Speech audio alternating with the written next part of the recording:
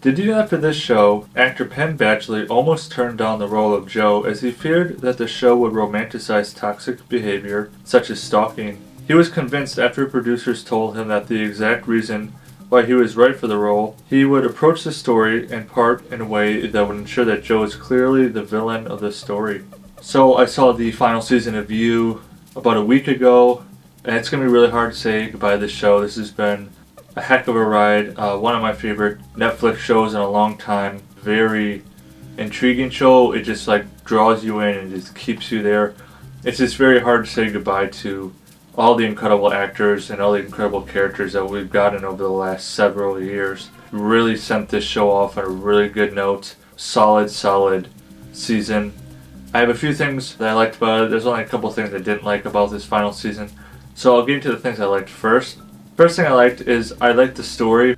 We were back in New York. It felt like a lot of the earlier seasons of You, more grounded, back to Joe's hunting grounds, so to speak. I'm glad we kind of went back to that because season 4 was, in my opinion, the weakest of all the seasons. I just think him going off to London and then all the other characters that were introduced in that season kind of seemed to really just take a lot of the energy out of the typical Joe Goldberg that we are used to seeing. I was very happy that we got to get back to what it felt like in the earlier seasons, coming back home with Joe now being a parent and his marriage to Kate, and just he's still trying to balance everything. He's still trying to keep that secret, but he knows, Kate knows some of his secrets. We all know that it's coming to an end and the fallout will be significant. It's just when and how it's going to happen was what we were really waiting on, and the anticipation was rising and rising and rising. And I gotta say, yeah, at the end of it all, it was heartbreaking, but it was really well executed. Second thing I liked about this season was the performances. First performance I was very impressed by was the actress who plays Kate, Charlotte Ritchie. She did a phenomenal job. When it comes to all of Joe's love interests, I wouldn't say she's at the top. She's in good standings, but for me personally, I think she was good. She could definitely click with Joe. She definitely understood Joe to a certain degree.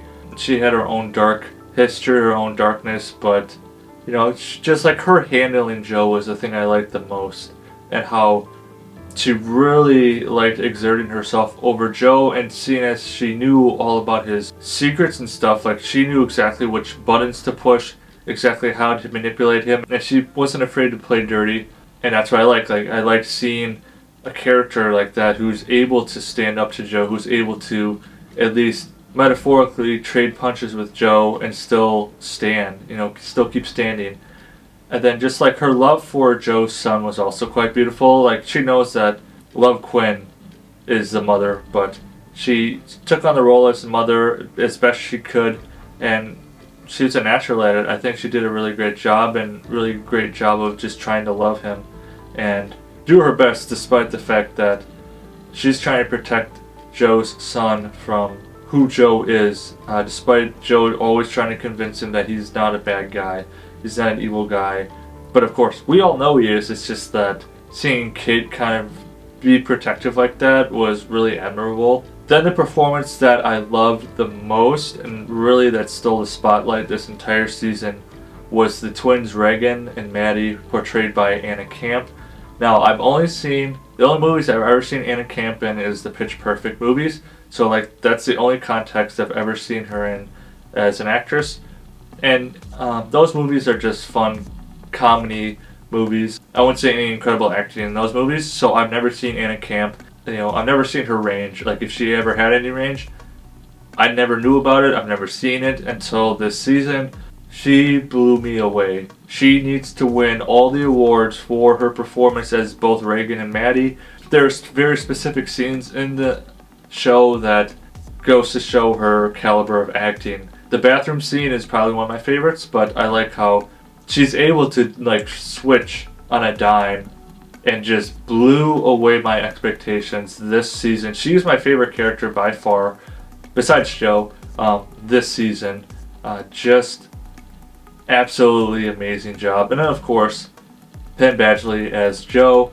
I think he's won an award. I don't actually know if he was ever... I know he's nominated. I don't know if he's actually won an Emmy for his performance yet. If he hasn't, he needs to, because he really brought it all for this final season, giving us peak Joe Goldberg. The last like 3 or 4 episodes, some of the best acting I've seen in a while. A guy who really has no accountability. Like, he cannot bring himself to be accountable for his actions, even though he is well aware that he is a monster. He's blaming it on everybody else except himself.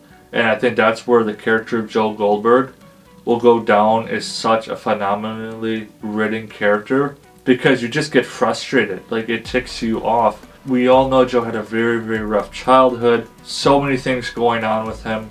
But he never once was man enough to admit that he was the one who had the problem. He would always project himself onto others. He would always blame others for his darkness and why he does what he does. It's just one of those characters where you hate to love him, but you do. And then I'd say really the only thing I didn't like about this season was Bronte. Now, I wouldn't say she was a terrible character, but I will say she was quite annoying and quite weak, and in terms of just her chemistry with Joe. She just didn't do anything for me. Like, I tried to give her a few chances, kind of wanted to get used to her, but really throughout the whole season, I just wasn't a fan of her. I didn't really want to see her on screen. She's kind of cringy, honestly, kind of whiny, kind of annoying, kind of trying too hard, to be that love interest. She's trying to be like all the great love interests that Joe has had, and she falls short. Like, I've seen lots of posts on this and lots of comments on this. Like, if Love was still alive, Love would have killed off Bronte in the first episode, just because how annoying and kind of way she rubs you the wrong way type deal. She was just a poorly written character. Wasn't a fan, but that was really my only problem with the season. Everything else was super, super solid. With the show coming to an end, I don't know if there's going to be any spin-offs. I don't know if there's going to be any prequels or any other shows in development stemming from this. I don't know. Maybe. We'll see. It's a very, very successful show, so maybe Netflix has got something cooking. We'll see. But I would say my favorite season out of all 5 seasons is season 2. And the reason why I love season 2 the most is because of Love Quinn. I think she is the best love interest out of the entire show. Personally, for me, Guinevere Beck is a runner-up, but Love Quinn was the best love interest out of the entire show, and she's really what made season 2 such an incredible season. The best season in my opinion. And just how she and Joe, their chemistry, their relationship, their energy, their toxicity, I mean, every little thing about the relationship was perfect, but as in like fire and gasoline perfect. So, for the final season of You, I'm going to give it an 8.5 out of 10 Mudflaps. And remember, leave me a thumbs up and drop in the comments below. Who is your favorite love interest from You? See you soon.